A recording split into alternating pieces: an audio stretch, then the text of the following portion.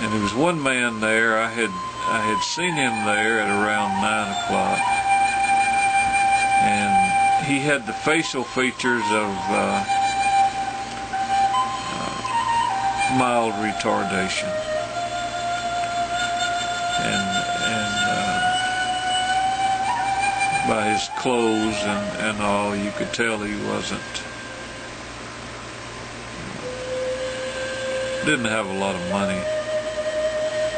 But I was surprised he was traveling on his own, and in a lot of cases of mild retardation, people can travel to familiar places.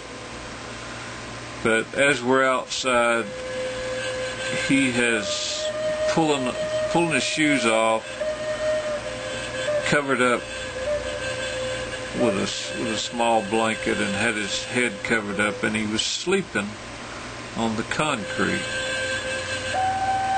And he was drawing attention to himself, as I'm talking to my friend, we're sitting there, and I said to him, how could a God take people that have been downgraded in their life here on this earth, going through struggles and strives, and at the end of that life, sentence them to even more pain and agony for eternity? It's impossible. It's not scriptural. Later, as the bus came in and we moved on over to the gate where he had to get in, load the bus, and there was like a 30-minute wait there to reload the passengers that came in on the bus to begin with, and then load the new passengers. This man had came over and stood behind me and my friend, and I noticed he had laid down again on the concrete. And we were talking to a gentleman there who was going to Dallas, had been visiting in Birmingham with his terminally ill sister. And suddenly he says, hey, this man's having a seizure. And I turned around, and this man with mild retardation was stiffened, his fists were clenched, and there was a police officer there, and he came over, and I went to the man and knelt down at his head and was trying to see that he was breathing. He was struggling to breathe, but he was breathing, so I knew his airways was open. And I put my hand on his shoulder, and the police officer said, "Don't move him.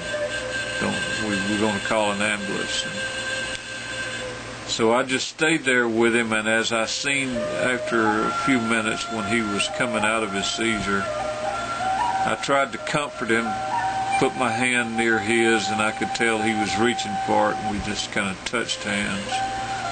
But I had my hand on his shoulder, trying to comfort him.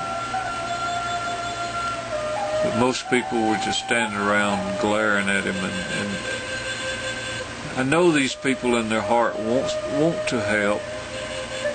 I wanted to help, not really knowing what to do other than to, make sure that he's still breathing.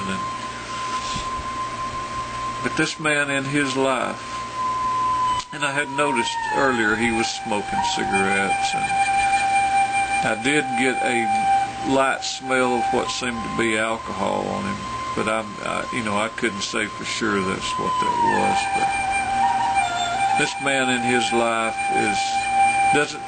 wasn't fortunate enough to have what most people have. And I'm sure a lot of people would, I have no idea what kind of life this man lives, but I'm sure most people would look at it as a sinful life. And this was just one example of billions of people in the world that people say are going to hell. a hell of even more pain, more indignity than anything anyone can live on this earth. And it saddens me that it's the Christians, those who claim to follow Christ, that condemns these people to this life, after this life. I pray for you. God bless you.